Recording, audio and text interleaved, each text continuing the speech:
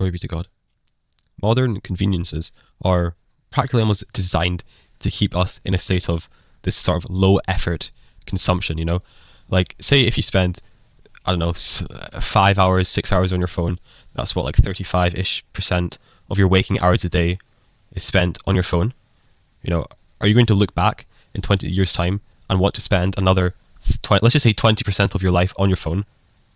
I'm sure you'd probably say no, 20% of your waking hours.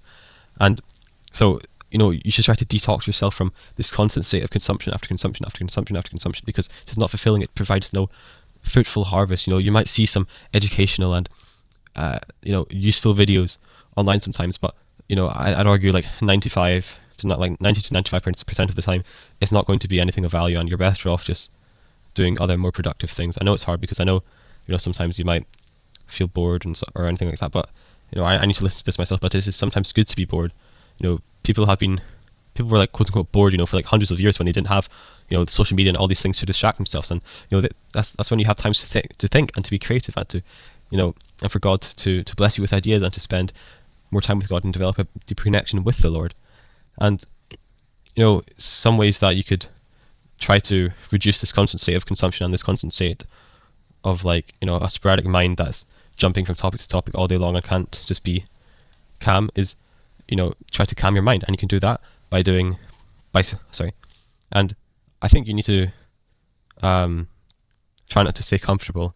And ways that you can do this is struggling. I think I could be wrong, but I'm sure, at least I think voluntary struggle is sometimes good. You could go to the gym, you could go in the sauna, you can have a cold shower, you can do a cold plunge, things like these. And then, as I said again, detox from this constant state of consumption, because this voluntary hardship can prepare you in life for when there may be involuntary struggle and hardships.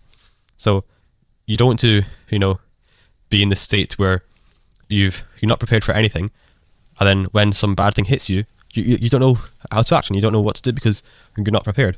But then when you voluntarily, train your mind and train your body, you're prepared for these hardships and these struggles that most probably arise at some point in your life.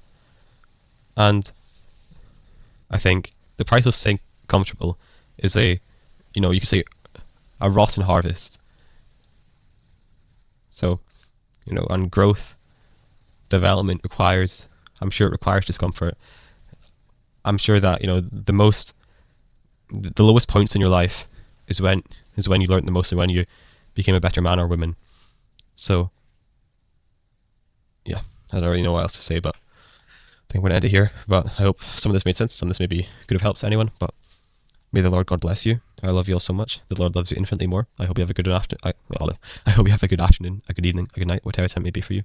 May the Lord God bless you. Bye-bye. Glory be to God.